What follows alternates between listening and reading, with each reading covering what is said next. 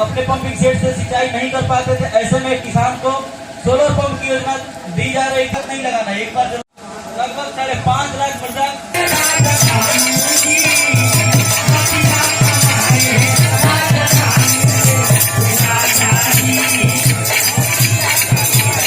अभी जो आयोजन हुआ है दसई देवरिया के प्रांगण में, विकास क्षेत्र के प्रांगण में जो परिसर में हुआ है, इसमें उत्तर प्रदेश सरकार की जो 4 साल जो पूरे हुए हैं सफलतापूर्वक, जो मतलब उनका रहा है 4 साल, उसमें कृषि विभाग की जो योजनाएं हैं उनको किसानों तक अच्छे तरीके से पहुंचाया गया है। लाभार्थी परक जितनी योजनाएं रही कृषि विभाग की उनको किसानों तक पहुंचाया गया। अधिक से अधिक किसानों को लाभ मिले, इसके लिए विभिन्न न्याय पंचायतों, ब्लॉकों और जिले पे हर तरह के गोष्ठी, मेला और प्रदर्शनियों का आयोजन किया जाता रहा, जिसमें किसानों को तकनीकी ज्ञान दिया गया, वैज्ञानिक अपने तकनीकी के बारे में बताया और सरकार द्वारा संचालित विभिन्न प्रकार की जितनी योजनाएं रही हैं उनको किसानों तक इस मेले के माध्यम से विभाग के द्वारा पहुंचाया जाता रहा है। किसानों को जागरूकता किया गया रहा है और इस मेले में जितने भी किसान आए हैं, यहाँ आप देख रहे हैं कि महिला किसानों की संख्या बहुत अधिक है। महिला किसानों में अभी पता किया गया है पीएम किसान सम्मान निधि का पैसा अधिक मात्रा में महिलाओं को पहुँचा है। महिलाओं को मिशन शक्ति के अंतर्गत विभिन्न प्रकार की योजनाएं भी सरकार के द्वारा संचालित की गई हैं। सरकार लगातार प्रयासरत है कि ग्रुप के माध्यम से, समूह के माध्यम से या एफपीओ के माध्यम से किसानों की आय को बढ़ाने के लिए उनका इस क्षेत्र को बढ़ावा दिया जाए, उनको किसानों की आय को बढ़ाया जाए। इसके लिए किसानों में इस जागरूकता को बनाए रखने के लिए और सरकार के निरंतर 4 साल में जो काम किए गए हैं उसको, इसका व्यापक प्रचार और इसका किसानों में जो लाभ दिया गया उसकी जानकारी देने के लिए इस मेले का आयोजन किया गया है।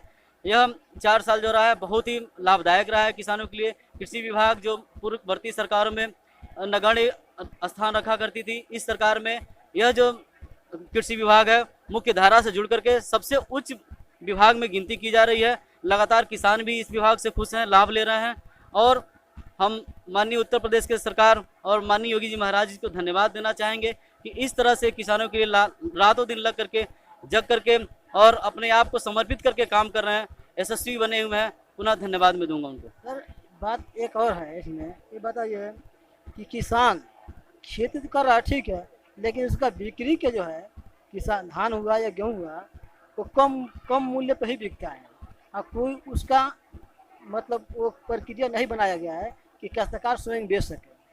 ऐसा नहीं है। जनपद में विभिन्न प्रकार के बिक्री केंद्र स्थापित किए हैं, क्रय केंद्र स्थापित किए गए हैं।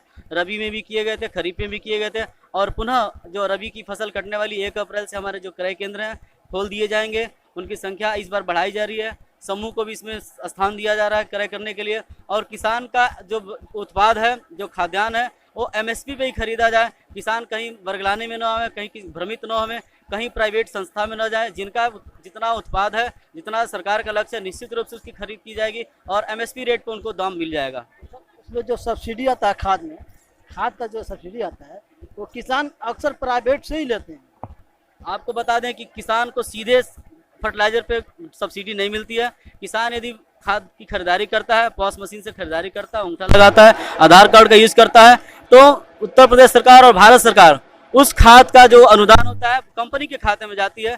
तो किसान को इस बात का पता भी नहीं है कि उसका जैसे यूरिया 266-50 रुपये में खरीदता है किसान, तो 266-50 में खरीदता है, लेकिन जैसे एक बोरा यूरिया खरीदता है किसान लगभग 600 से 700 रुपया सरकार जो होती है कंपनी को अनुदान पे देती है। इसमें किसी प्रकार से किसान का कोई इन्वॉल्वमेंट नहीं है।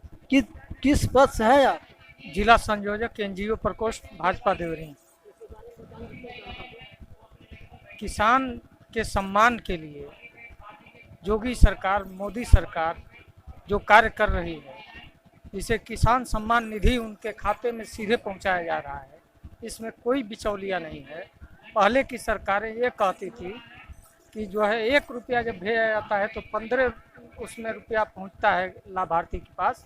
इस सरकार में सीधे अगर 100 रुपया भेजा जाता, 1 रुपया भेजा जाता है तो सीधे उसके खाते में पहुंचता है और जो भी 20 पर सब्सिडी 50% दिया जाता है और जो गांव चयनित किए जाते हैं उनमें 100% तक दिया जाता है।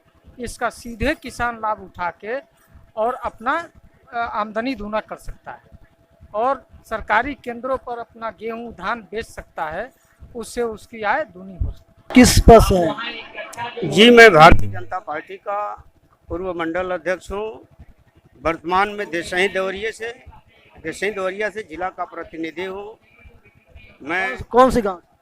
मेरा घर बरवा मिर्छा पर पड़ता है और इस मेले में, किसान गोष्ठी में हम जो है सरकार के द्वारा जो किसानों के प्रति जो तमाम योजनाएं हैं उसको जो बताने का कार्यक्रम है उसके अंतर्गत हम मंच पर आए हैं और किसानों को जागरूक करने का काम किया जा रहा है।